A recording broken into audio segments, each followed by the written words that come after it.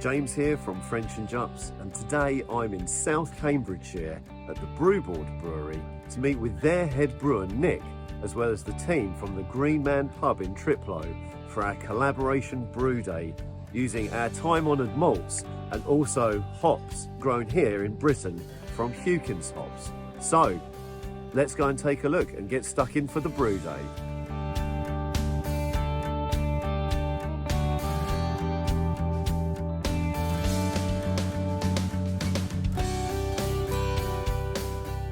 So what we're making today is our all English beer. In this case, all the malts come from the UK, including the specialty malts provided. So the dark crystal and the Cara gold provided very kindly by French and Jupps. That also, all the malt comes from around the east of England and the southeast from local farmers. We're all English hops as well, so very kindly provided by Hukins Hops in Kent.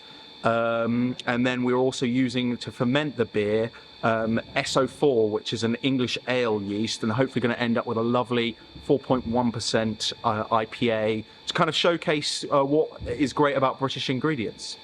So the initial steps of the brew day is sort of a flurry of activity. Typically myself and my colleague Sam get everything assembled, like all the brewing salts, all the hops, we get them all weighed out, get the yeast ready, we get all the different malts ready and sort of weighed out in correct amounts. Most importantly, I acidify the hot liquor tank, which is our brewing water. So in this case, we went with around 7.1 litres of AMS, which is kind of a mix of sulfuric acid amongst some others, to ensure that we get the correct pH on the brew day. So once that's in, we let it sit for about an hour, make sure it's the correct temperature and correct pH. So that's a level of acidity. So we're looking for around 5.2 to 5.5.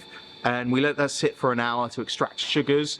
And then we start the sparge, where we start to sparge through and we start to wash as much sugars out before it goes into the kettle and start filling up the kettle.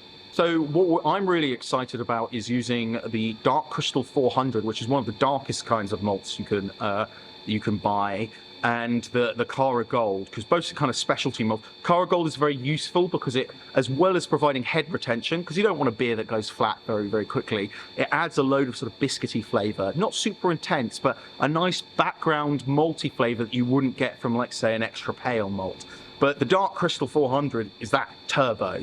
So you get a lot of like Biscoff notes, caramel, it smells fantastic, it looks fantastic, and it will just give us this lovely orange colour that is a bit different from what you currently see on the market for IPAs. So we've used it before in a cask beer and I was overjoyed with the results. It was so nice and it added such a lovely malt background that balanced really well with the hops. We've had a very high extraction rate, which is good. So and we're expecting, it seems like we're going to get a good one, because we're aiming for about 1039, which is a measure of gravity and sugar for those who don't brew often, for sort of the final. And I think we should have more than that and a really good high yield. So we'll have a lot of wort available to go into tank rather than sort of being pushed to fill the tank.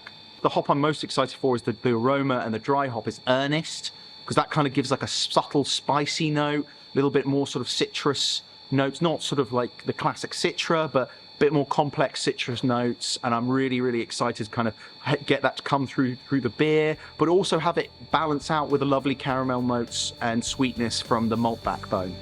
So we've just taken the spent grain out of the mash by hand, well, not by hand, by shovel, but we don't have a fancy rake in the mash. So we've shoveled it out all into the IBC, which can hold about a ton of hydrated malt. And what we'll do is take it outside, and then the farmer, who is conveniently here already with a telehandler, will pick it up, take it, and go feed it to their cattle because they really like it. And it just means that this stuff is not going into landfill and things like that, and it adds the nice circle because a lot of that beef ends up in local butchers. Our collaboration beer, which name pending, it's not going to be called that, don't worry, will be launching on the 2nd of July at the Groundswell Festival over in Lanark Farm, and as well a couple of days later on the 5th of July at the Green Man in Thriplow.